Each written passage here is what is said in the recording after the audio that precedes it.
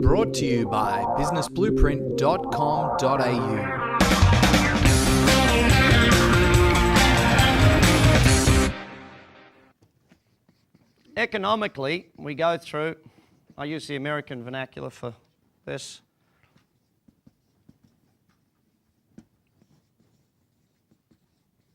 Economically, the cycle of the world goes very simple.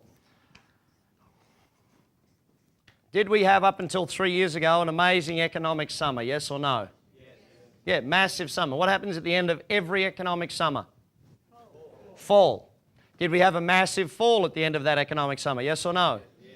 Stock markets went down, real estate went down, all sorts of things crashed. And then we get into economic what? Winter. If you understand this cycle, you'll make a lot of money. If you don't, you won't. If you look at the economic summer we had a massive economic summer. How do you, and you've got to learn how to predict this sort of stuff. So you've got to know. When everything's booming and growing really well and your business is booming, are there a lot of people that have gone out of business since economic summer to now, yes or no? Yes. About a third of your competitors are out of business. Question is, where are their customers doing business now? So anyone who bitched and moaned about not being able to get customers is because you weren't advertising. Was advertising been a lot cheaper in the last 3 years than it was 3 years ago, yes or no? Has everything been a lot cheaper? You can go out and do deals for stuff that you could never do 3 years ago. And so here you are, economic winter is the best time to buy. But the problem is, during economic summer, in fact, I have a problem. Most people didn't grow up on a farm, and that's why they don't understand how the money works. Who did grow up on a farm? Okay, great. So you understood. Make hay when the... So the rest of you already know the line. Why didn't you use it? See, it doesn't say when you're making a lot of money, buy a new house, a new boat, a new car, 4 new TVs, iPods, iPads, you name it, buy it all, give it all, get, go, more. But what did most people do? From the start of that economic summer to the end of that economic summer, did people end up in more debt or less debt? Isn't that? Stupid. Stupid's what that is. If you grew up on a farm at the end of summer, what did you have in the shed? Hay. To get through? Isn't that? At the end of the economic summer, you should have been cashed up. You were making so much more money in your business and you went and spent the stuff. You should have been cash rich. So when fall came and now during winter, you could be doing what? Buying big. We've had so much fun buying this winter. Once you got cash, you can buy stuff for nothing. I live in Las Vegas. People are like, gee, are you investing in real estate in Las Vegas? You betcha. $1.50 gets your house, Should have a burger or a house.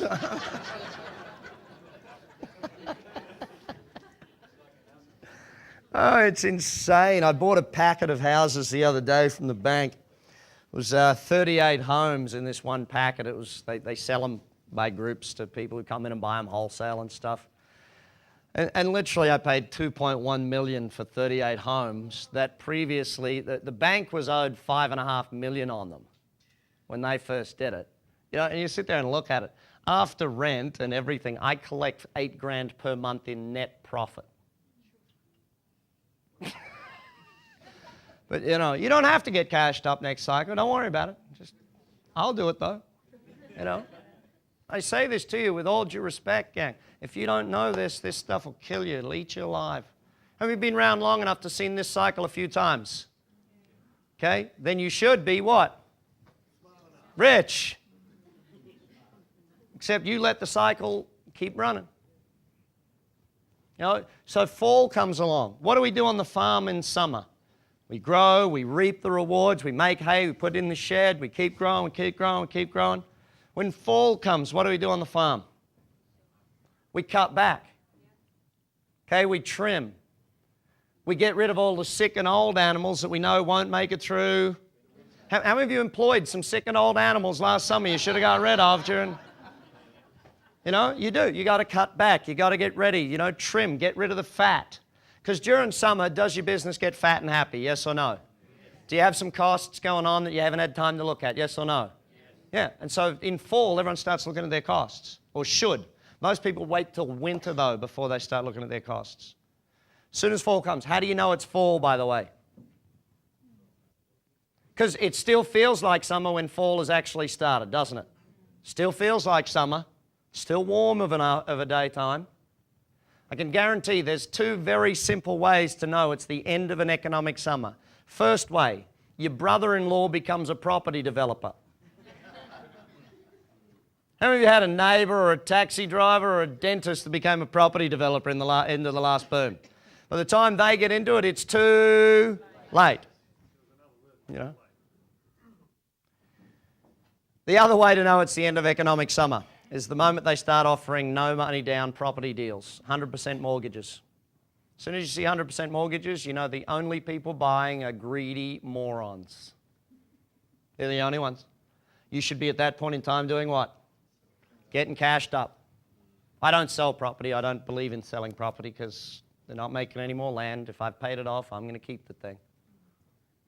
Okay? So fall comes around. We hit economic winter. Do we have to change our product and service lineups in economic winter? Yes or no? Yes or no? The answer, by the way, this is a hint. What's the answer? Yes. Why? People will buy different stuff. They might have get their car cleaned every week up in summer, but now they might only get it cleaned every 2 weeks. We've got to change our structures. We've got to change what we sell. We don't want to be selling massive see, up here, what's everyone buying? High quality, big money, big ticket items. Down here, what's everyone buying? Smaller, cheaper, necessities, you know, the best deal, that sort of stuff. It just changes. You've got to change your lineup. If you try and keep selling the same stuff in winter that you were selling in summer, it ain't going to work. It's a different season. People think differently. They spend differently. It's a brilliant time to be marketing. How come? Everyone's looking to change suppliers because they're trying to look for a better deal. Does that make sense? Okay. What else should you be doing in economic winter? See, what do we do on the farm in winter? What's that? You look after the animals. Look after the animals, absolutely. We go and do planning, don't we? We plan for the summer. What else do we do during winter? We buy all our equipment. We take vacation. We go on holidays.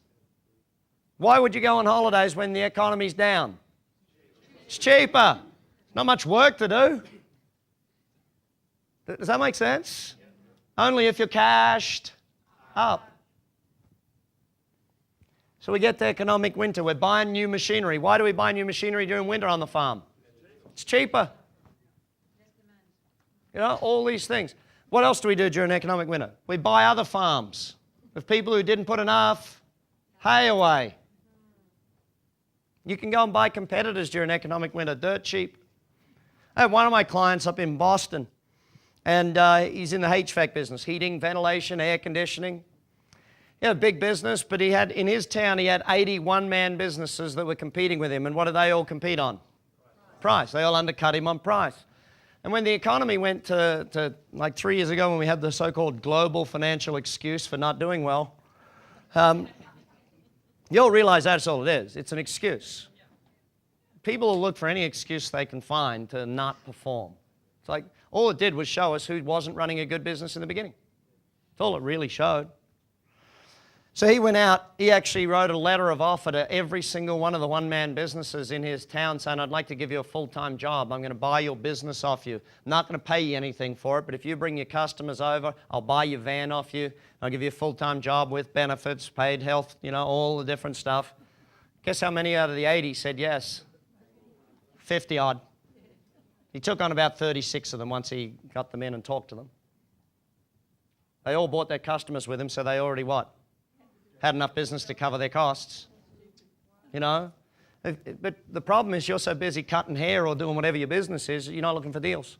Brought to you by businessblueprint.com.au.